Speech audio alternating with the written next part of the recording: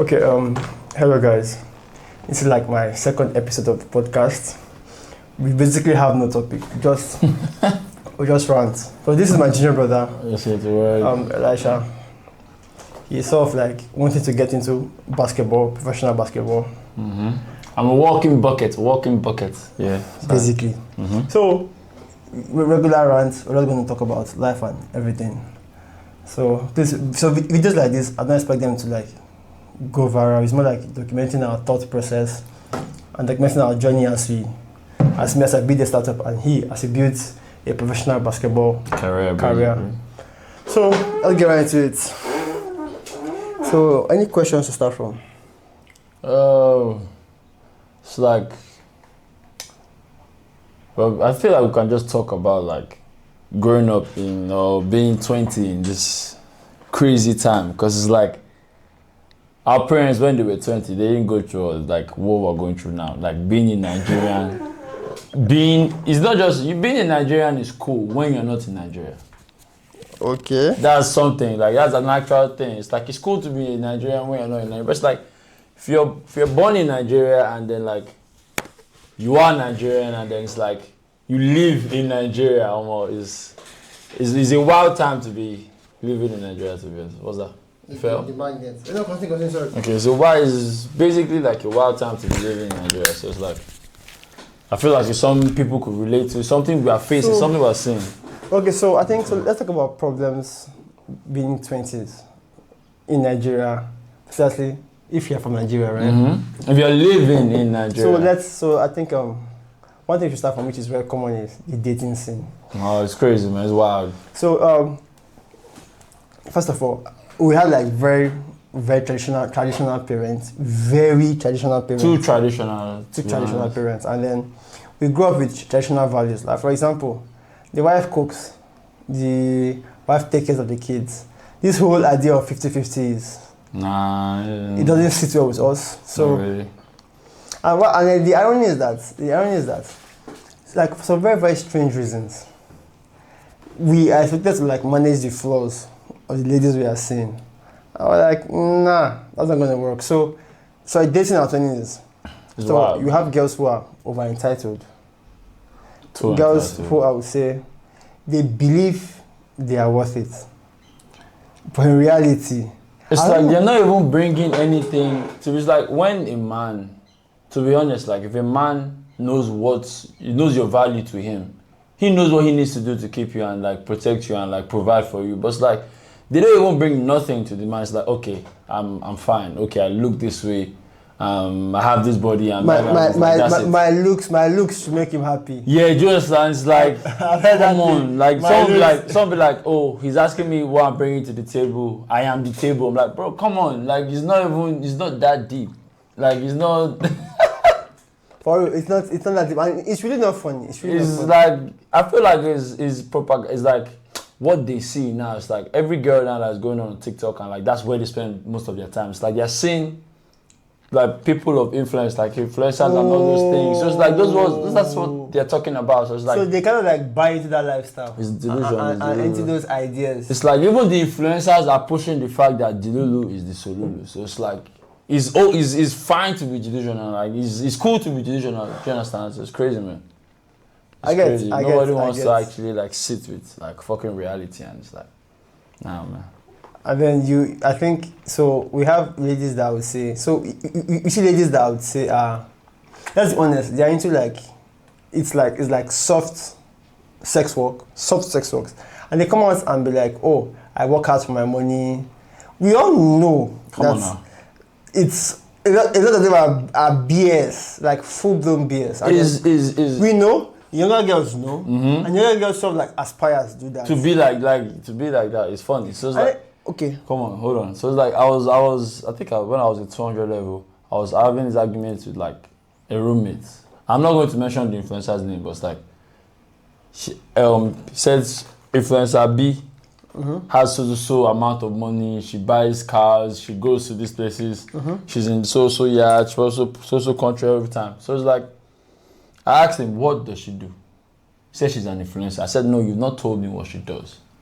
What does she do? say she does Instagram posts, influence. Like, you have not still told me like for you to say someone is an influencer, that person has Must be influencing something. Yeah, he has to be leading in something. Like, let's say now, like Ronaldo is an influencer in the world because like he's the top footballer in the world. He's leading something. He's actually doing something. But like, you've not told me the girl doesn't sing, the girl doesn't dance, the girl doesn't do anything in the entertainment scene. What does she do that makes her influential? Come on now. She just has 20,000 followers. You can buy that. No, I think what will make this worse is I was having a thought yesterday. It's about precisely with the dating scene. What we used to have was what I'll call a mating scene, not dating, mating. So what that means is that the main purpose of man and woman coming together was for reproduction. Basically, like every other thing was secondary. So this idea of love who your heart is with, first of all, it's a recipe for disaster. If you think it works, welcome to the highest rate of divorce. That's why the fact that it is spoken about love. The most. So the more we talk about love, the higher the divorce rate. Now hold on to that thought is. So when you want to mate as a man, you have to provide, protect, defend, all those things. Those things are like the foundational, the non-negotiables. But now it's just like in the dating scene, it's more about who has the game to speak to a woman more. So we've removed those foundational things and say, you know what, a guy with a good game who's looking attractive would definitely outperform someone who has a personality, or like someone who's not just looking as attractive. Like, you don't even have. It's funny. The wild thing about it is that it's like you don't even need to be doing bad. The other guy just has to look better than you. That's all. You don't even have to be doing bad. It's like the other guy just has to, maybe you might be driving a GLE and the guy is driving a Rolls Royce. That's just all. It's not like you're doing bad. So perfect. That makes sense. So I think you've already mentioned it already. So see this way. There's something called retention and attraction. So you attract a new partner, and if you have like a good personality, you retain the partner. Well, no, it's almost like, so that's the case. Let's just focus on the attraction. So as a guy, what's the attraction? Have money, maybe have a good game, look good, smell good, all those things, money, look, status. That is just to attract. Then after attracting, we begin to forget, so what's next? So sometimes the women, they strictly focus on surface level things like makeup, BBLs, and for crying out loud. BBLs, man. This BBL thing, it's just for discussion, no? I don't think any guy likes all those extra large BBLs. I'm sorry. No, they're stupid. Like, you look like a joint to me. Like you look. I don't know. like a primary school draw. Like someone draw. Like you look very stupid. Yeah. So it goes like this, and the hips go like this. Then, like I was like, are you not like? Are you thinking right? Like, you can't be like. Are you thinking right? Didn't you see how like traditional women wear? Like you like the traditional woman, you can see that like sometimes it's proportional. They say things like the women back then did not have a choice, and what they fail to understand is that the men too, they have a choice. So when my friends talk about how things were easier for our parents, when I say they were easier, what I feel is no. That's what was easier. They were less distracted. They were less distracted. And I traveled to Ogun State. I came back today, and then this guy's house, like I'll say back then, should have been a mansion at that time. Was built in 1983. I was focused. He was driven for what? I don't know how long. I don't know how old he was when he built the house, but the house was like massive and like very good for 1983. Because he was focused. What was he doing with the money? No, yes, the guy had his phone quite alright. But then again, okay, so we are done having the phone. What's next? What else is there? But right now we have like social media. We have like trying to qualify a partner. You have like trying to too many distractions, man. Yeah, it's a lot. Trying to be heard. Like I feel like this is a generation where we live. Like too many people want attention. Like nobody wants to just like disappear and like lock in and like everybody thinks they are locked in. Everybody thinks okay they want to do something, but it's like everybody wants that attention. Everybody wants like. Because social media is quite addictive. So it's like everybody wants to be seen, everybody wants to be heard, everybody wants to. It's just funny, man. Like no one is actually like looking at things like little things that make life, to be honest. Because it's like 2 days ago now, I took a walk and I didn't carry my phone, I didn't carry anything. Like, I'm just sitting in my thoughts. Do you know how many people cannot actually sit down with their thoughts? Oh, that is crazy. Like you know how many people. If you think about punishment, your punishment is while seizing your phone. Bro. Is that a punishment? Is that a punishment? But like, do you know how many kids will flip? There's one Kevin Hart this thing that I watched, and like he told his son that was going to seize his phone, and like the guy just started acting like when a crack cocaine addict doesn't get crack. Do you understand? And the irony is that we are seeing this thing, and it's becoming a very serious problem at hand. It's called iPad kids. Is that kids are not allowed to go out to play anymore? Like so kids really. It's not even a matter they're not allowed. They don't even want to. You know, in some cases they don't want to, and sometimes they're not allowed. Mm-hmm, okay. So yes, it's kind of like both ways, but the bottom line is they're not out there playing. So it's almost like we've given them tablets as a way of bribery. Oh, you don't have to go out. Why are you stressing yourself? Take this tab. So, but what's happening is that in reality, we think because we are human beings and because we think we can alter some things. And when we alter them, because it's a serious problem. For example, is that child who doesn't go out to play, who is just on his tablet, we're going to lack real social skills. Can't communicate. Communication will be a serious problem. And two is, he has taken less risk. So he's going to be so afraid of taking like serious risk, because going out to play is a risk. It's a very huge risk, because if you look at what kids do, if you look at it very well, some of them can lead to yes, now death, injuries. Do you know how many injuries I have from like serious just injuries. being a kid? I remember when we used to climb those tanks, overhead tanks. Yes, like, that's how people have. That's how people have. Have gone.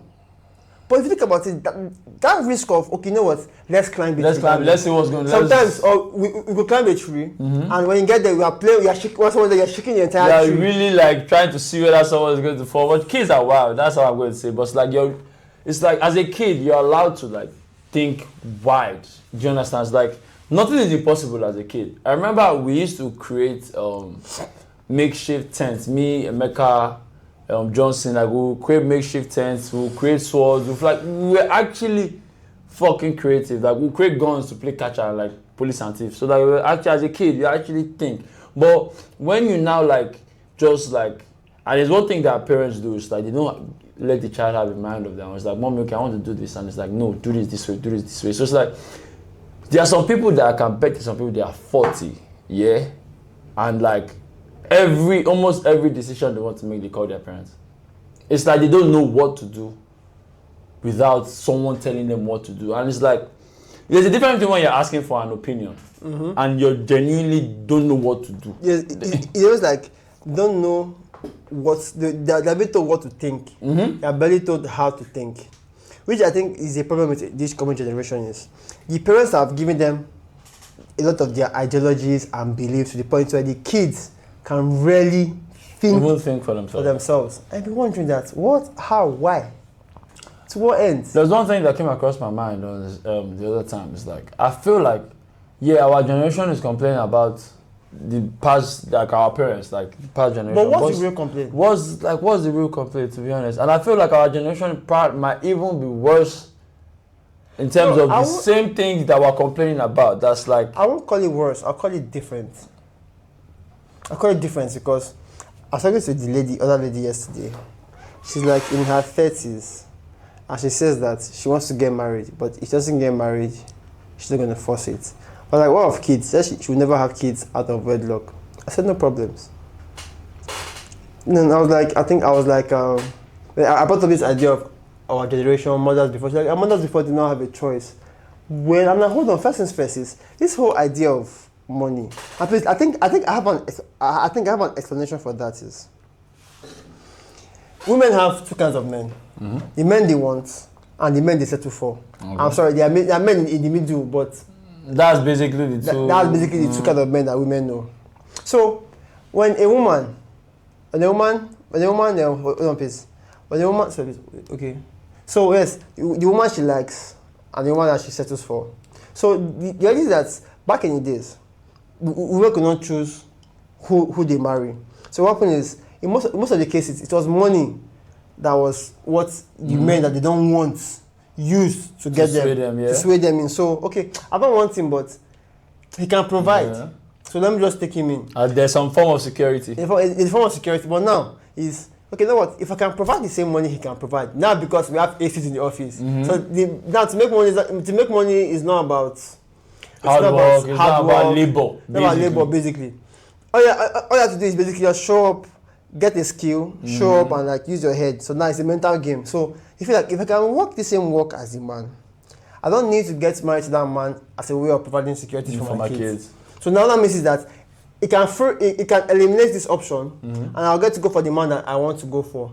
This is the catch: is that those men are in a select few, to the point where some women would rather be a second or third wife. To those men. To those men that they want than to be the first of the men that they settle for these days. So I tell guys that the women expect more. So what I think is, guys, you have to climb the dominance hierarchy. So dominance hierarchy is either you're a basketballer or a footballer, but climb a hierarchy that is so high that women, that it would be very crazy for a woman to think about climbing that same hierarchy or going as high as that. So a lady asked me yesterday, will I want my wife to work? I said, hold on, that question is very tricky. Can women work? Yes. Will I want a woman as I do? No. But I still want a wife that, if I thought she doesn't want to go to work, she doesn't have to go to work. If she goes to work, probably because she gets a sense of fulfillment from it. So what I mean is that any money that's bringing to her, like everything else is fully taken care of. I'm not relying on her to bring 10%, 20%, no. But all I ask for is that when I'm out of the country or I'm out on assignment, if I ask where are the kids, I don't want you guessing. You understand? I don't want you guessing where the kids are. Like, to me, I find that to be very, very funny and insulting. That where are the kids? I think, obviously, if you put them in school, it just can happen. But the point is, this is where they should be. Yeah, they're in school. Not like I think they're in school. Maybe because you delegated the job to someone else because you have to be at work. If you consider something here, so I was listening to one guy on YouTube, and the guy says that most marriages these days for men is like, I have a child, and then I'm paying somebody else to raise the child. It's like, why don't I just buy the child from a hospital in the first place? Or like an orphanage or some shit. No, because the guy would want his own DNA in the child. So it doesn't mean that, hold on, so... If I want my own DNA in the child, I want child to learn things from me too, not from any other person. Okay, then this topic came up of what do women bring to the table. Okay. Then I was like, before I can answer that question is, what did your mother before you bring to the table? Oh, say home caring, blah blah blah blah blah. I'm like, so the major problem now I think is that what men bring to the table is qualified. So it's quantified, which is mostly money, protection, parenting. What a woman brings is qualified, which is more like peace of mind, femininity. Yeah, femininity, I like a feminine woman. And all of that. I don't know which guy doesn't. I like a feminine. I don't know what it is with all these boss ladies. Boss ladies or like these girls that walk around with sexy red type of energy. Like, that's too much, man. I like me a feminine woman, calm, don't speak until she's spoken to, just chill. So I think somebody said that would make a woman that is very, very what's that word? He said very, very, she might be illiterate, she will not have her opinions, her stance. Oh no. And I'm saying that. I have to be illiterate. No. So what I said is that, hold on. If you make a decision as a man and say this is fine now, except she's seen something that you are not seeing, her job is to follow that. That plan. But then again, I think the problem is that you've allowed men to be swayed and distracted. The point where men can't even trust their own judgment. Their own instinct, like. Men can't even trust their intuition. They can't even trust their own judgment. So it's like, we have happily promoted the idea of having weak men, and now we're complaining that the men are weak. As I said, that modern day advice is not working for men. Neither is it working for women. Not at all. Because if it works for men, more men won't be as miserable as they are these days, and women won't be as, I think, equally miserable, because I kid you not. So this girl says she has been single for like a year now. Mm-hmm. I wanted to ask if she has a pet. I'm sorry because when I'm sorry because when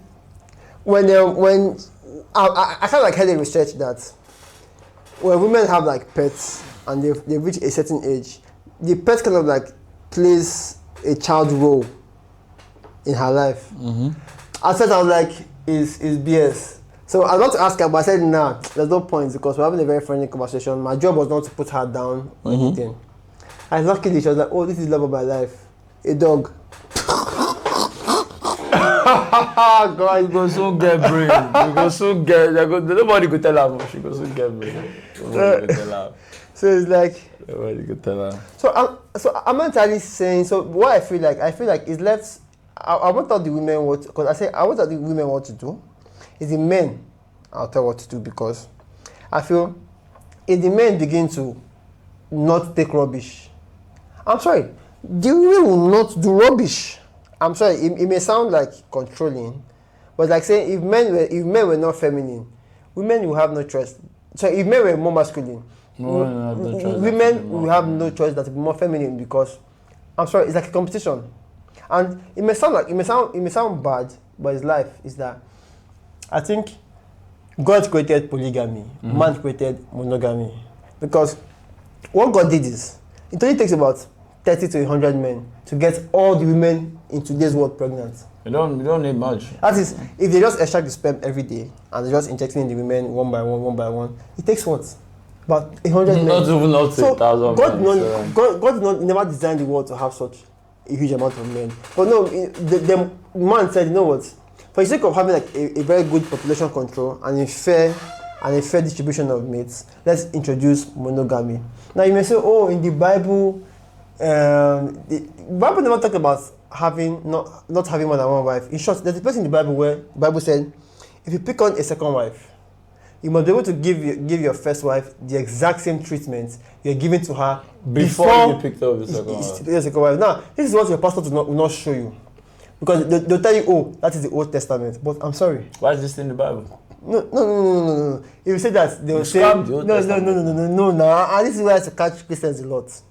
Is when they say it's in the Old Testament. What I say is, so where's tithing? That is where Pastor guys use that is where I kind of hook.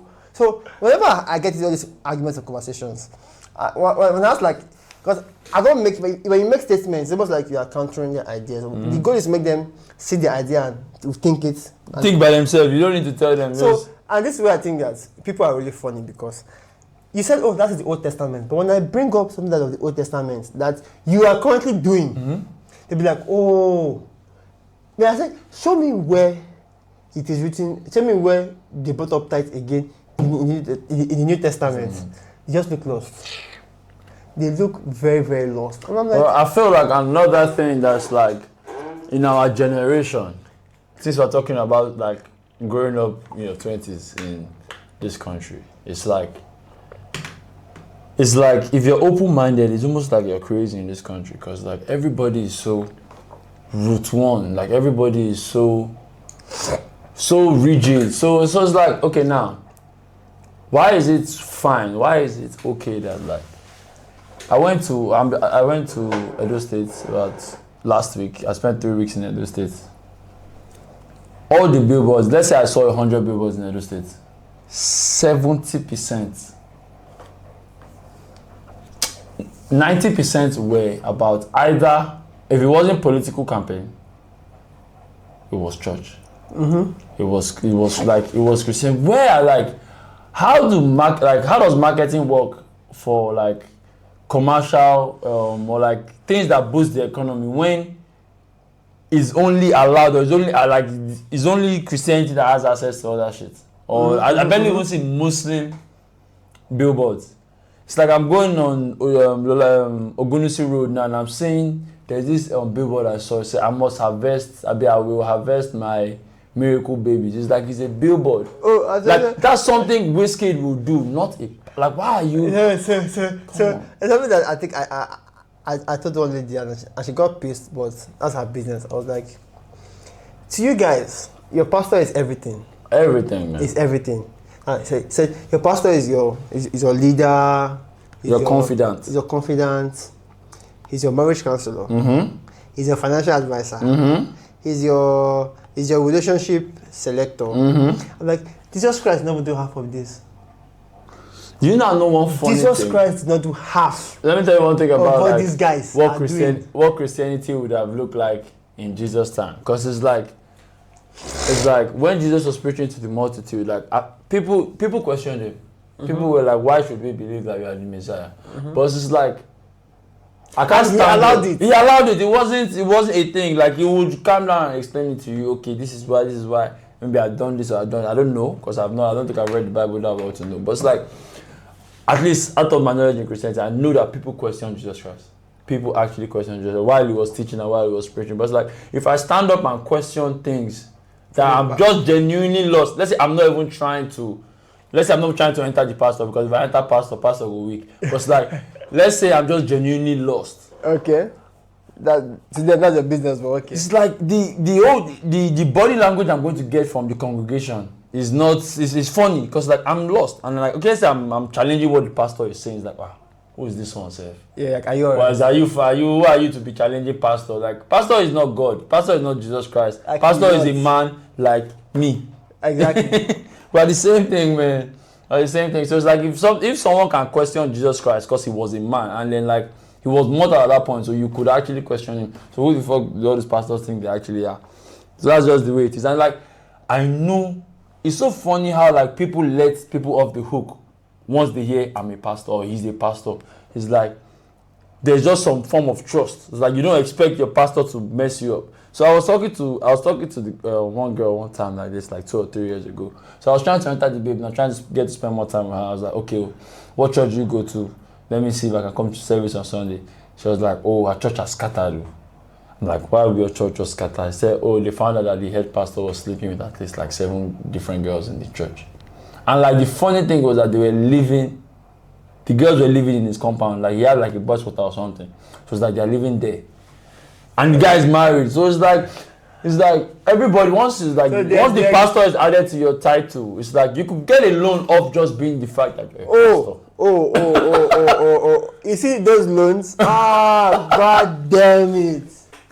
God damn it. It's crazy, man. You could get it, you could do anything off of just being a pastor. And you know the crazy part, if you have like almost any other qualification, like title, doctor, any other, it doesn't count. Like it doesn't mean shit. It doesn't mean shit. So and then again, see all these pastors. So now I was saying something that, you know what? I'm sorry. So I have, for the past 4 or 5 years, I've been studying spirituality for the past 4 or 5 years. And whenever I speak with conviction, people feel irritated. This is what I say. I'm sorry. Hold on. Just keep going. So. It's like, if you think your pastor knows everything, why do we have so many church marriages at the same time, so many divorces? Did God not show him that these people are going to be separated a year or 2 from now? Okay, what does that say? You see our big pastors who say things like, this year is your year, but you have been saying this for how many decades? Damn years. For like 20 years. Every December 21st is like a new prayer point that proves that, oh, this year is my year and whatnot. So I think there's a new Bible verse. So ironically, I've concluded that. About me studying religion for about 5 years, I've come to realize that pastors don't know half of what they talk about. Like, and I've debated real pastors before. The only thing they say is, I'm coming, I'll show you a place in the Bible, but they never come back. So hold on. I had a thought, and it's very, very deep and political. And it goes like this: if Jesus Christ was alive today, would he condemn gay people? I think it would. Are you sure?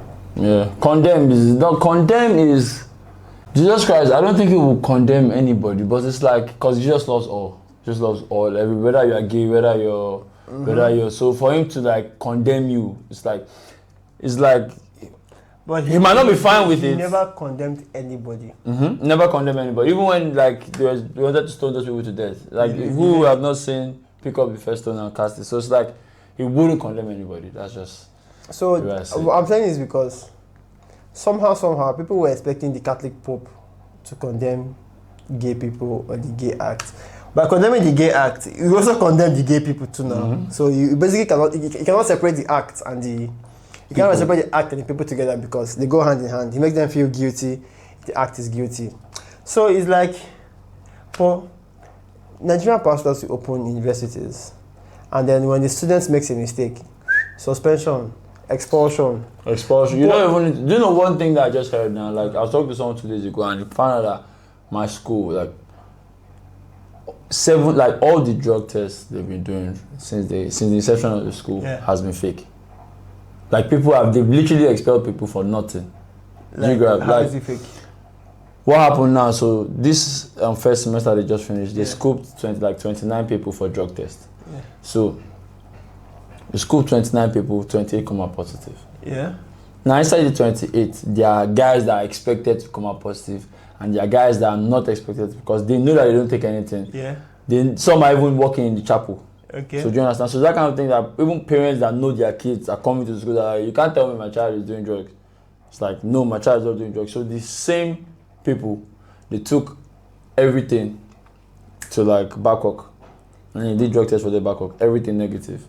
And the funny thing is that like I'm hearing there's this drug, it's no colos now. Yeah. It doesn't come out in drug tests because it's not actually something, it doesn't stay in your system.